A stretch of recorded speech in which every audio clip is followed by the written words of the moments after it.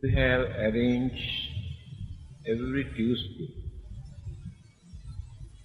to give religious talk or some sort of series from the very beginning. Because our knowledge about Buddhism is random from here and there. Systematically, people have not learned what this religion is or who the Buddha is. People have all sorts of belief, ideas, imagination. Therefore today I start from the Buddha. I try to introduce who the Buddha is. Then you can understand that you have a lot of imagination about the Buddha. The Buddha is not his name. That is why we say the Buddha. After gaining his enlightenment, we address, or he himself used the word, I am the Buddha now. So in English, we say enlightened one. But this word enlightenment also people have not realized very clearly. What is this enlightenment?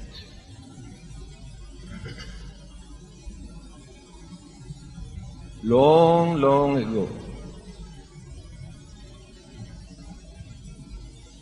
when an ordinary man traveling with his old mother by a boat to visit another island, halfway the boat capsized, overturned, and all the passengers were dropped into the sea.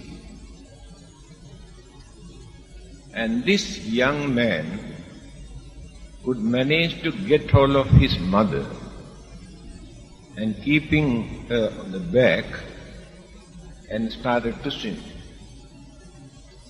but cannot see the land. He was swimming this way and this way and this way, cannot see anything. Again turned this way and swimming, cannot see anything. Again started swimming this way and this way, cannot see anything. But he did not give up hope. With great confidence, main idea is to protect or to save the mother. So when he was struggling, he heard a voice. You must swim through this direction. That's all. Then he gained confidence. After swimming for a short distance, he has seen the land. Then could manage to land and saved the mother. So there are two things here. That voice came from the person who was related to him in his previous birth. This is a very good information for you, all of us. So one of his family members, after his death, rebirth has taken place as one of the devas. You know the meaning of deva. Devas have extraordinary mental energy. They can catch, when we think something, before we recite, the mental waves. So, he saw this man is struggling in the sea. Because of his relationship, communication, not breakdown. After our death, element separates. But our relationship, communication, attachment never break. Rebirth take place as humans or animals or devas or in any form. Mental relationships still continue. That is why sometimes they appear in dreams. Why do they appear in dreams?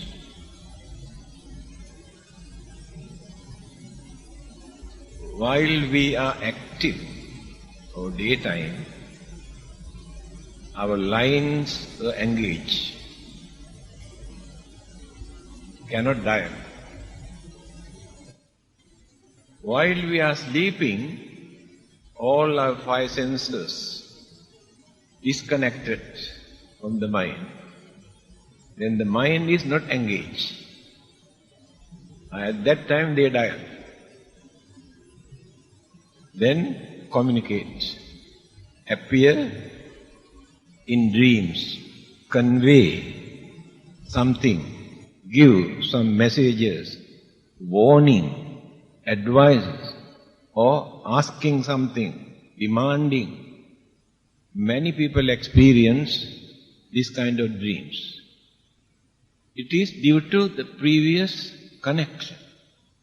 Mental communication is still there. Now when we are going to transfer the merits, we cannot transfer the merits to an unknown person because we have no mental communication. That person must be either one of our relatives or friends who had some communication with us. Then we can transmit, we can transfer the merits. Because of that mental communication, that person catch. Just like a person who attune the receiving set to catch either medium into a wavelength, short wave or medium waves. Exactly in the same way, the departed person is waiting to catch something. So, since he had connection with this during the previous birth, he directed him to swim in this. This is important news for all of us, not to forget our departed ones from our family. The Buddha says human beings have 10 kinds of duties. Later we can discuss. Among those 10 kinds of duties, to remember the departed one is one of the duties. Not to forget. Do something for them in memory, in honor, out of gratitude. Or if they are in trouble, we can do something. That is how he got this support from the departed relative who was born as a deva. Now after landing, he started to think. Today I could manage to save my mother because of the strong effort that I maintained without giving up hopes. Why not I develop this further and further, not only to save my mother, to save others also. That is the very day when he implanted or created that idea in his mind that one day he wants to become somebody like the Buddha, to help, to support, to save others. That is the beginning. Because of that incident. From that life onwards, life after life, he went on cultivating, developing his mind in order to achieve that aim, not for his own salvation or liberation, for his own benefit, for the sake of the others. That is the aim. There are 10 paramitas, perfections. A person has to practice life after life to gain enlightenment or to become the Buddha. Otherwise, no one can become a Buddha.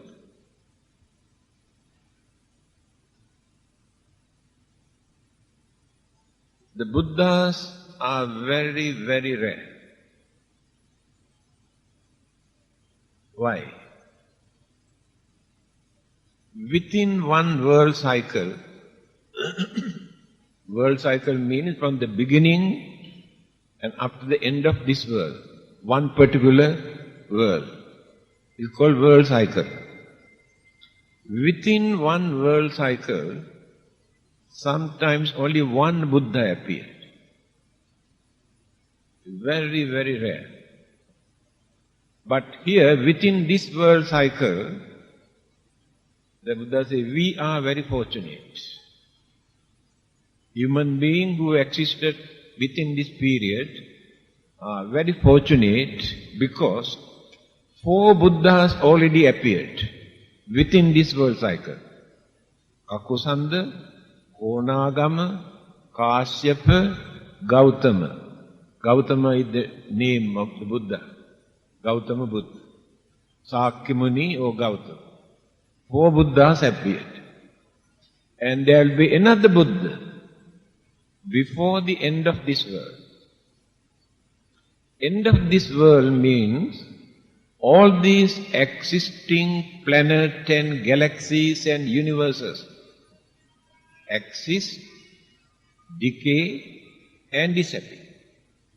This earth that we are living, now existing, but going on decaying.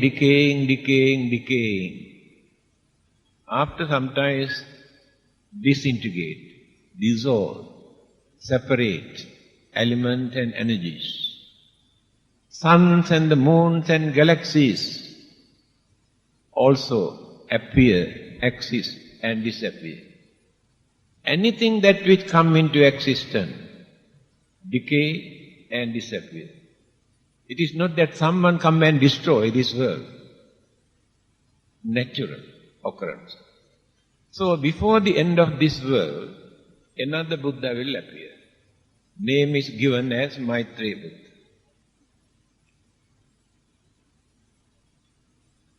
Three religions talk about the future, Buddha or Savior. Hinduism, the 10 incarnations of a God. 9 already appeared. The 9th one, they introduce as the Buddha. They say Buddha is the incarnations of their God. This is their interpretation, not in Buddhism. However, they have given a due place to the Buddha. Last incarnations of their God, the Buddha. And before the end of this world, another incarnation will appear. Name is given as Kalki. And after that, end of the world. Not immediately. Then Christianity. Second coming of Jesus. Jesus will appear again. Only religion, that is Islam. The only last prophet, Muhammad, chosen by the God. All the other prophets who appeared earlier could not fulfill their mission. Finally, God has chosen Muhammad. He will be the last prophet. That is why they are very particular about conversion, to convert into their religion. So they have no another person to appear in time to come. But all the other three religions say there will be another one. So, the wrong conception about the Buddha. If anybody asks a follower of another religion, can you tell me actually who this Buddha is? What is your answer? Can you give the correct answer to introduce the Buddha? Simply you can say historical, yes. More than 2,500 years ago there was a prince who renounced the world, later he became a Buddha, that's all. And some others say, Hindus, the Buddha is the incarnations of God. So every Hindu worship, respect the Buddha because of this. To them, Buddha is a God. The many others take him as a messenger or prophet, like Jesus. God has sent him to this world to become the Buddha as his messenger. Some others ask, how did he gain enlightenment if there is no divine inspiration? As an ordinary human being, how did he gain enlightenment if there is no divine inspiration? They say they cannot understand that. Then, to understand this, an incident. So one day, when the Buddha was going somewhere, he met a Brahmin. Brahmin means Hindu priest or teacher, masters, gurus for everything. Brahmin. This Brahmin has never seen another person so serene and beautiful features, complexion. He thought this person cannot be a human being. He approached the Buddha and asked, may I know whether you are a god? Then the Buddha said, no, I am not a god. Then he asked, any other form of a supernatural living being? No, I am very natural. Are you an ordinary human being? The Buddha says, no. Here you can understand who the Buddha is. He is not a god, he is not an angel, he is not an ordinary human being.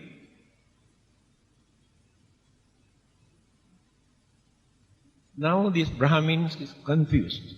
He could not understand. Then then who are you? The Buddha gave the answer. This answer is very important for us to understand who the Buddha is. That is his self-introduction. How he introduced himself. He said, in his own language, spoken language Pali. Abhinyeyang abhinyatang bhave tabbancha bhavitang pahatabbang pahinang me tasma buddhosmi brahma. The meaning. Abhinyeyang abhinyatang. I understood everything that which exists in this world. This understanding he did not develop within one lifetime. Life after life he went on developing to gain that understanding. That's why he say, I understood everything. Therefore no one can say, oh, Buddha cannot understand this or that. Then he says, Bhave tabbancha bhavita. I have practiced all the great qualities, virtues, principles, morals, ethics, everything which is good. Now we know how difficult it is for us to observe even 5%. But he could manage to observe all the great virtues, principles, qualities and morals. Also done life after life, developing. In our case, we can understand how difficult it is for us to get rid of one human weakness that we have. Within this lifetime we cannot get rid of it. Let us take jealousy. Can you get rid of your jealousy? It is so difficult. Selfishness. All of us have selfishness. Ignorance. We are ignorant. We know only this much. But he could manage to get rid of all these weaknesses by observing all the great qualities, virtues.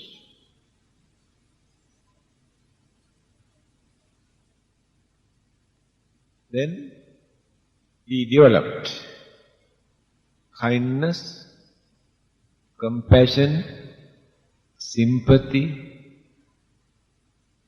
harmony, patience, tolerance, understanding, all the great qualities cultivate. Then, pahatabbang pahinanti. I have eradicated or uprooted all the wicked, harmful, immoral, dangerous thoughts, words and actions. That also he has done life after life, developing. So it has taken such a long period for him to fulfill, to complete these three things. Then, when everything is ready, now in his mind, no evil thought, only good thought. No evil deeds, only good deeds. No bad words, only good words. Now he is perfect. Perfect human being.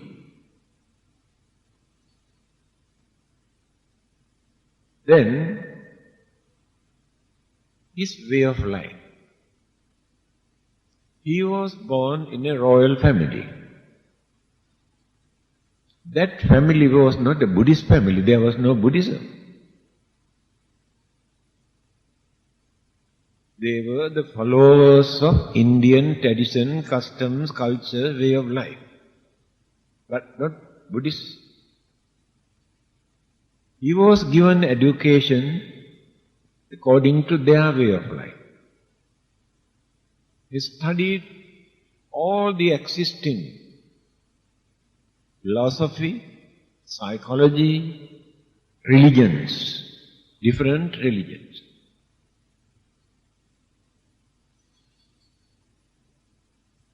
Up to his age, 29.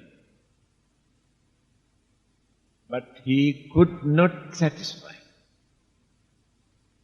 He could not gain what he wanted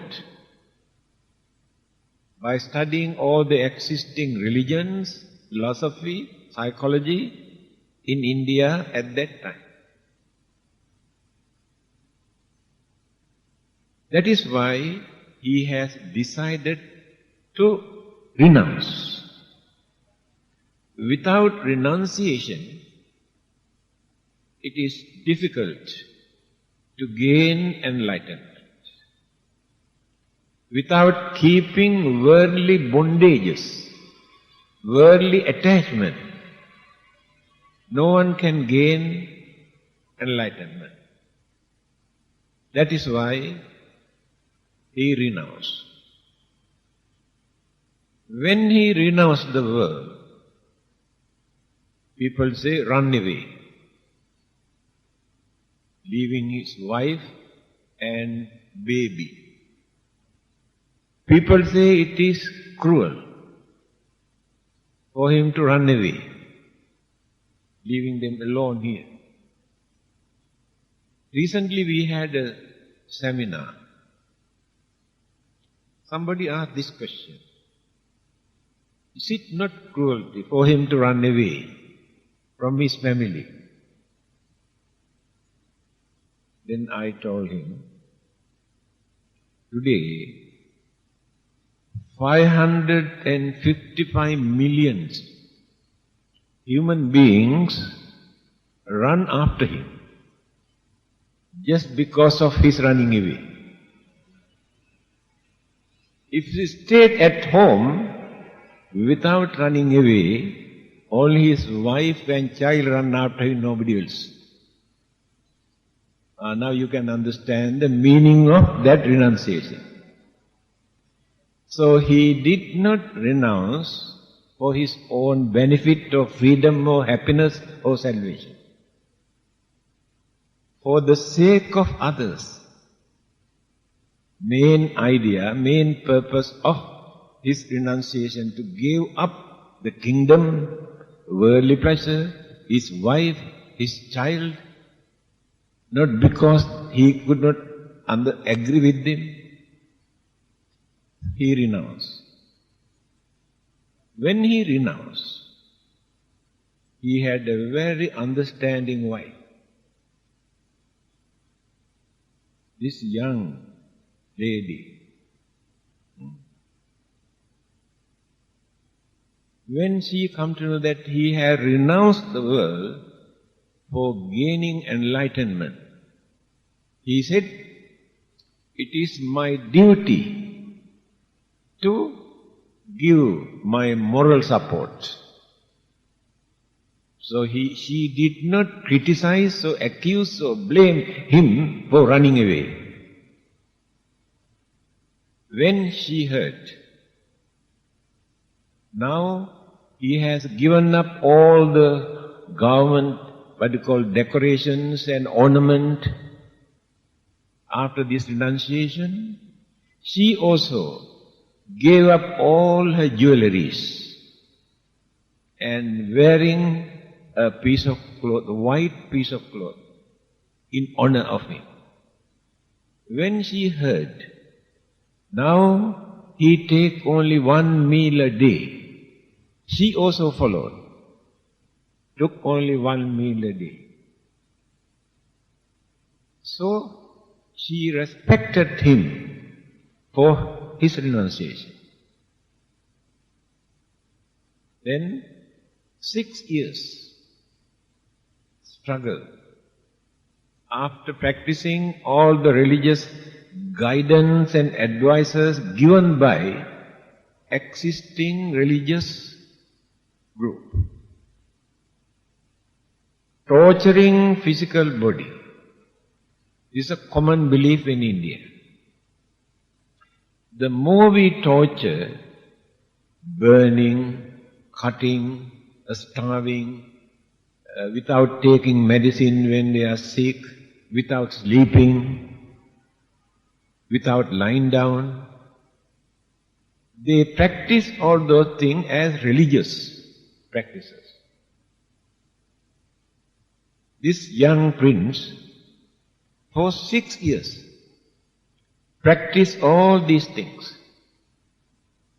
But he knew that he won't gain anything by following these religious practices. Then he decided to change his way of life, come to a moderate way of life. When he changed this and sitting under a banyan tree, he is hungry but does not know what to eat. A lady called Sujata, very rich lady, she had no children for many years after her marriage. Somebody advised her, you must go to that particular banyan tree and make a vow. There is a God. She did that. 1 year earlier, she got a baby. Now she wants to fulfill the vow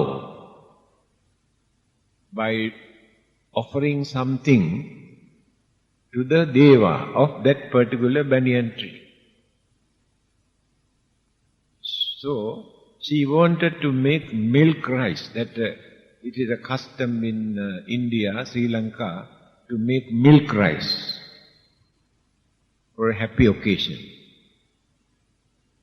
She washed the rice by milk, not by water. Cooked the rice with milk.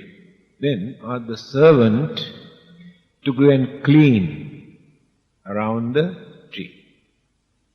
When she went there, she saw somebody sitting under the tree. She could not understand who this person is. She came and reported, I think that your God, having heard or smelling that you are preparing a milk rice, has come down from the tree and sitting and waiting. Oh, she was so happy and prepared the milk rice, and he is sitting there. She does not know who this person is and offered the milk rice. After 6 years, this is the first time he had some solid food to eat. Earlier, a bark of the trees or leaves or some fruit in the jungle, that's nothing. The whole body turned into a skeleton. So this is the meal or the food given by a lady before his enlightenment. After taking this milk rice, he got up and he had to cross the river. Those who have visited India can understand Neranjara river, name of the river, Neranjara. He came with his alms bowl. He wanted to test whether he can gain enlightenment or not. What he did, with strong will, aspiration, he threw this alms bowl into the river. He thought, if I can gain enlightenment, this arm ball must go upward. If this goes downward, that means I won't get. Just to test, he threw this into the water, that arm ball went upward, gained confidence. After taking bath, he crossed the river and the Bodhi tree was nearby. Sat down under the tree. By facing the west, the area that he was seated was started to shake. He got up. He knew this must be the direction. Then sat down facing the north. Again started to shake. Then facing the south. Again started. Then facing the east. Quiet. That is Feng Shui. You see how he practiced Feng Shui? Facing the east, now very quiet. Then started to meditate for gaining enlightenment. So it is mentioned that Mara, the evil one, wicked one, anybody who is going to be a perfect person, Mara come and disturb. So, some people say actually it is not a person. Evil forces disturb him, whatever it may be. He had a big battle the whole night. But after midnight, before early morning, he gained enlightenment. Then what is enlightenment? Just now I explained. When a person tries to develop the mind to understand everything, when a person tries to eradicate all the evil thoughts from the mind, when a person tries to cultivate and develop all the great virtues, principles and qualities in the mind, then minds become pure. When it is pure, there is a brightness in the mind. When in our mind, there is no such brightness. Because our minds are deluded, eclipsed, covered by dark clouds of our craving, anger, jealousy, grudge, ill will, ignorance. All these are dark clouds in our mind. So there is no enlightenment in our mind. So meditation means all the evil forces, thoughts, habits that we have developed life after life, we try to uproot, take out from the mind. Meditation is for that purpose. Not so easy, very big task. But we will be able to gain something to calm the mind, to tolerate certain things, not to show our anger, not to be greedy. That is development, slowly. But take time for us to develop. In his case, he had done this life after life, completed. He is a perfect human being. Then after gaining that enlightenment, he was known as the Buddha. Buddha means wisdom, meaning of the word. One who gains supreme wisdom is called the Buddha. Now you can understand the different belief, concept, idea that people have about the Buddha. Why do we worship? respect, do some offering to the Buddha. Not because of fear of the Buddha, not because to gain something from him or asking something. In appreciation of his enlightenment, sacredness and holy, pure life. How he sacrificed his life, even his life, for the sake of the principles. He did not agree to break the principle to protect the life. Why? Life will die, but the principles never die. That can continue. It is mentioned. Even during his previous births, before his gaining enlightenment, he did not utter a lie. He did not tell a lie.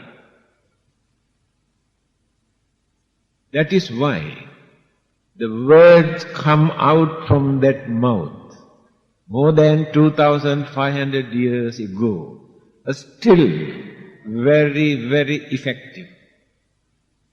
When we recite the same word came out from the Buddha's mouth, how many millions or billions of people were benefited to get rid of their sicknesses and worries and fears and troubles and disturbances. That is the power of the Buddha word. But today, we have nearly 6 billion human beings on this earth. Can we find a single human being who never tells a lie? Now you can understand who the Buddha is. After his passing away, when his dead body was carrying out for cremation, thousands of people who had assembled, many of them were not Buddhists, but the Buddha had that reputation all over the country. People say, this is the body of a man who never uttered a lie. That reputation was there. So the power of the Buddha word depends on this, develop life after life, even previous birth also. Occasionally he has violated some of those principles. That is why rebirth has taken place as animals, as peacock, monkey, a squirrel, a fish, elephant. Rebirth has taken place as animal because he has violated some of the precepts. But since he has developed so much of good karma, again returned, gone back to the same human life. Now, animals are regarded as unfortunate living beings, although they get enough food and comfortable life. First thing, they cannot develop their mind to develop sense of reasoning. They have very limited mind for their protection, find out their food, shelter, and little bit of pleasure. They cannot extend their mind further. That is why they are unfortunate. They cannot create any good karma, animals, but they create bad karma.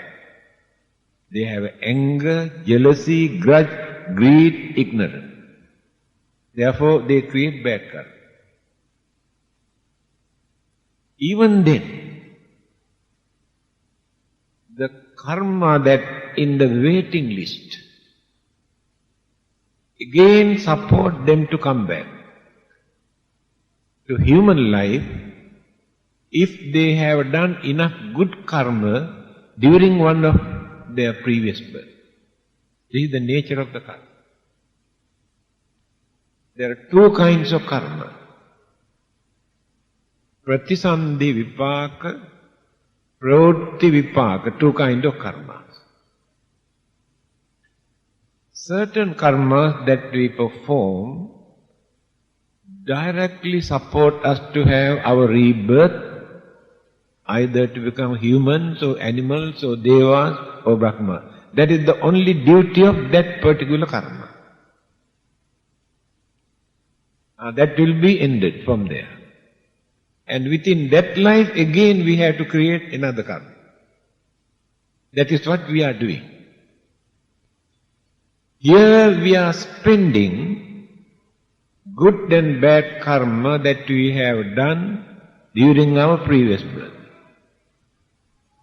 While spending, we are accumulating fresh, new karma, especially for the next existence. Only human beings can do that. Even devas, brahmas also cannot do that. They never do anything for the next existence. They do not know what to do. They enjoy their life. Animals and other living beings also do not know anything how to prepare. Only human beings. While living here, we are molding our next existence. So it will become fortunate or unfortunate according to our way of life. We cannot change this by praying, worshipping to any god or any Buddha. Others cannot change it. Each and every person individually responsible his or her life. Example. Assume you are very cruel. You know that. By knowing that it is bad, you go and pray to God. I am very cruel. Please take away my cruelty. Do you think God can do that? If not, you come to the Buddha, worship and tell, I am very cruel. I know it is bad. Please take away my cruelty. Do you think Buddha can do that? Impossible. Another person cannot do that. Remember this. But you can do. Through your understanding, thinking, realization, you withdraw that from your mind. Then it works. Another person can do that. That forgiveness of sins committed by people. They say their God can take away your sin. Another person cannot take away the sins committed by us. The Buddha also cannot do that. But we can do. Remember that. Person who has committed the bad karma, the same person can overcome the bad effect. Another person cannot do. Very clearly Buddha has explained this. You know, some religious people come and bluff. Oh, you must believe in God. Although you have committed sin, He will forgive you. After that you can go to heaven. A culprit who have violated peace and happiness of others. At the dying moment, say, I believe in God, please take away all my sin. And God send him to heaven. And all the other victims are still suffering. Where is the God to save them, protect them? Why God wanted to keep quiet when he was violating? Where is the God? What sort of justification is there? So God keep quiet, allow him to commit all the evil, bad, wicked things by disturbing innocent people. At the last moment say, oh, I believe you, please save me, send him to heaven. What sort of justice is there? People are ignorant. They believe this. The Buddha says, if you have committed certain bad deeds, the day when you realize, yes, I have been doing some bad deeds, I know they are bad. Then you decide not to repeat, not to do it again. Right. Now under any circumstances you are not going to commit that bad deed again. First stage. Second stage. From that day onward, you have to do more and more good karma. Go on developing, collecting, accumulating more and more good karma. Third stage. Reduce your hatred, anger, jealousy, ill will from your mind.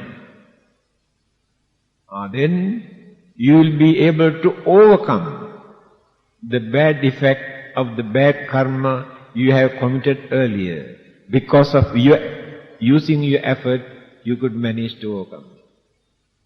If there is anyone who can forgive our sin, we are the ones who can do that. A God or the Buddha cannot do that. The Buddha has shown the path. Example, Angulimala, murderer, who killed more than 1,000 human beings. He met the Buddha. He tried to catch the Buddha to kill. He wanted to complete 1,000. The Buddha performed a very minor miracle. Because he knew by talking, Buddha cannot control him. What is the miracle? Buddha allowed him to run a long distance to catch him. The Buddha walked in normal way. Angulimala runs and runs, but cannot come nearer to the Buddha. He cannot understand this. Now he cannot run anymore. 4 miles he has run after the Buddha, but he could not catch. Then he shouted. He said, stop. Now the Buddha knew, now I can tame him. Otherwise he was very wild. Then the Buddha said, I have already stopped. You are the one who runs. Then Angulimala said, how can you say that? I saw you are walking. You walk. How can you say you stop?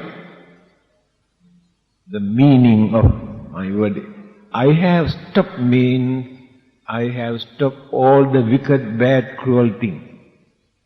You are running means you are doing all these things. Angulimala understood. Then he asked another question. Why I could not catch you by running after you, although you did not run?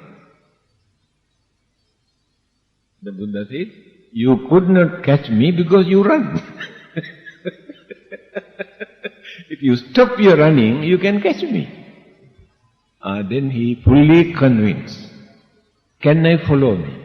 Oh yes. So he followed the Buddha, became a monk, started to meditate and develop his mind, attain arahanthood, attain nirvana. Bad karmas has no chance. How he overcome the bad effect. See, this is the way how to adjust our way of life. Everybody make mistake. By regretting, by repenting, we won't gain anything. Forget all the bad deeds that we have done. Don't recall them into our mind. Do more and more good things and think all the good deeds that we have done. Then we can overcome the bad effect by developing, cultivating our way of life. So this is the nature of the Buddha. So we worship and respect. And people say, the Buddha is dead and gone. Buddha is a man, not a god. Why do you worship him? What do you gain? Have you got the answer? First thing, the Buddha did not die. Physical body decay and die, disappear. Physical body is not the Buddha. The Buddha means enlightenment. That enlightenment never dies.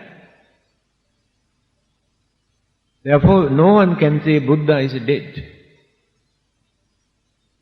We respect the Buddha, not the physical body. One of his disciples every day come and sit down just like him and watching his face. The Buddha, his name was Vakkali. Vakkali, what are you doing here? He said, Reverend Sir, when I look at your features, complexions, body, gives me lot of happiness. Then the Buddha said, his own wording, Kinte Vakkali imina putikayena duggandena sarire. Vakkali, by watching this dirty, filthy, ugly, impermanent physical body, what do you gain? Nothing. See the Buddha's attitude. Then he said, Yo dhammang passati, so mang passati. One who sees the Dhamma taught by me, through this Dharma, you can see the real Buddha. You cannot see the real Buddha through the physical body. But when you study the Dhamma taught by the Buddha, you create the real Buddha in your mind. Through your understanding, you gain confidence and you develop your inspiration, and you think Buddha is like this. So the Buddha did not ask anybody to come and admire his beauty, come and worship him. No. He said, the disciples who are staying with me by holding my hand or my robe, if their minds are dirty, they are not close to me, but they are going by holding my hand. Some other disciples who have never seen me stay very far away, but their minds are pure. They are close to me, but not these disciples who are holding my hand. So these things enough for you to understand the nature of the Buddha. Then, the Buddha is dead and gone. What do you gain by worshipping and praying? The answer is, the Buddha says, no one can give you salvation. You cannot get this from a God. You cannot get this from a Buddha or from another person. Your salvation. Tumhehi kiccang atappang akkhataro tathata. The Buddhas can tell you what to do and what not to do. The Buddha cannot do for you. It is up to you to practice what the Buddha said. Then you find your salvation. Don't expect the salvation from the Buddha. Don't expect the salvation from a God. No one can give. You have to develop it. Therefore, their allegation is wrong. When they say Buddha is dead and gone, we can say no, Buddha did not die. Then what do you gain by praying and worshipping? From the Buddha. We don't expect anything from the Buddha, but we try to follow his method. Then we gain what we want. This is the nature of the Buddha's teaching. So, see, what is the time now?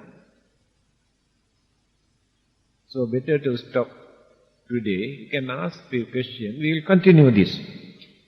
Next Tuesday, I think enough ideas I have given for you to understand actually who the Buddha is.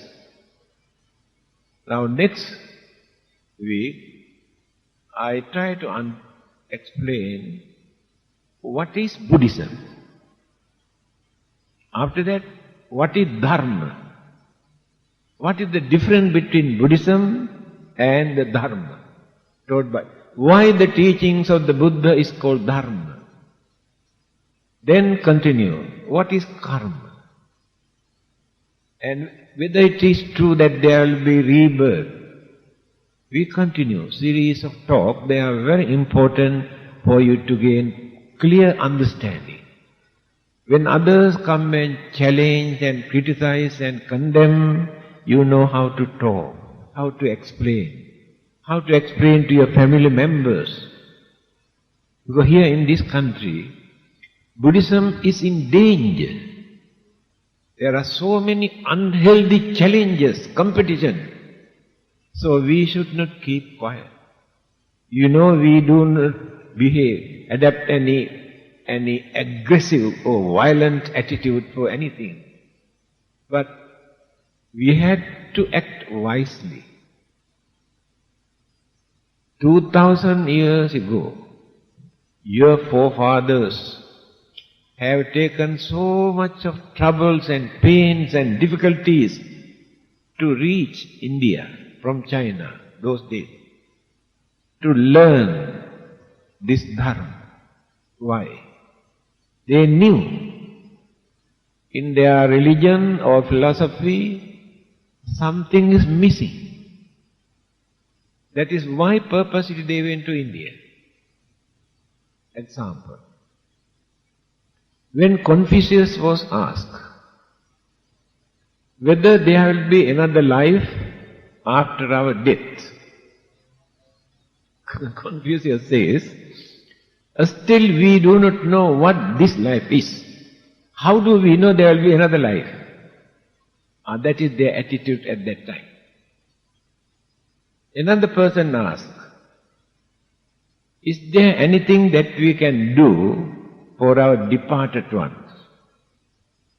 Then Confucius says, still we have not learned to do something to living one, and you are asking what to do to departed ones.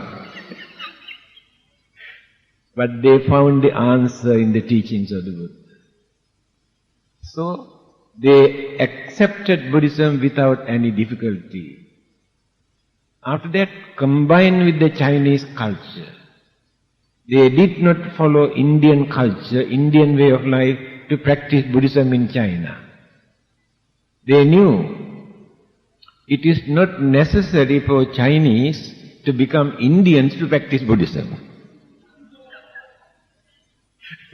Because all the other existing religions in India, they had to follow Indian way of life, otherwise they cannot practice that religion. The Buddha introduced a universal religion. So Chinese are very wise. They knew how to choose religion. 4 religions were very active at that time in India, but they have chosen only Buddhism and introduced to China. Therefore, it is your bounden duty to maintain and to protect this noble religion, not to give up because of simple material gains or because of your girlfriend or boyfriend? How can you throw away such a noble religion? Okay, any questions? Can you spend a few minutes? I know what is your question. I did not mention. According to Mahayana schools of Buddhism, Mahayana divided into so many branches later. They say the Buddha had 3 bodies, kaya. Nirmanakaya, Sambhogakaya, Dharmakaya. Kaya means body.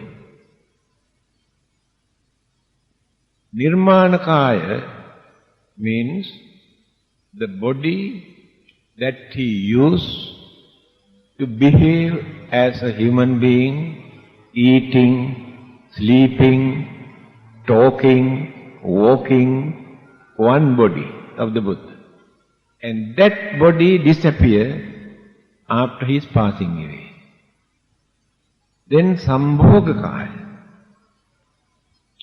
he used his way of talking, advising people what to do and what not to do by using his physical body. That physical body also disappeared after his passing away. Then he had another body. Don't think that he is a busybody, although he had 3 bodies.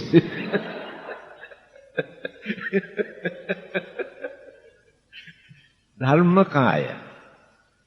Dharmakaya never died. That is why I told you the Buddha never died. The enlightenment is there. In his teaching also he mentioned, it is in Anguttara Nikaya. He says, whether the Buddhas appear in this world or not, Dharma exists forever. That is why they say Dharmakaya never die. Again, after gaining his enlightenment, he said like this, Pāturahosi magadesu pubbe dhammo asuddho samalehi chintito. This dharma that I understood is not a new dharma, new doctrine. This dharma existed long ago, but disappeared from the human mind. But after gaining enlightenment, he realized this dharma again. That is why they say, dharma body of the Buddha never died.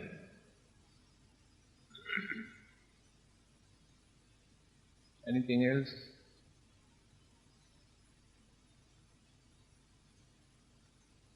Coming to 10, isn't it? I think better to stop because doctors advised me to take my injection earlier, every night. So, better to stop here for the sake of my injection. Have some blessing. Bhavatu sabba mangalang rakhantu sabba devata sabba buddhanubhavena sada suddhi bhavantu te bhavatu sabba mangalang rakhantu sabba devata sabba dhammanubhavena sada suddhi bhavantu te bhavatu sabba mangalang rakhantu sabba devata sabba sanghanu bhavena sada suddhi bhavantu te. Good health and peace and happiness and long life to all of you. Thank you very much. To see you next Tuesday.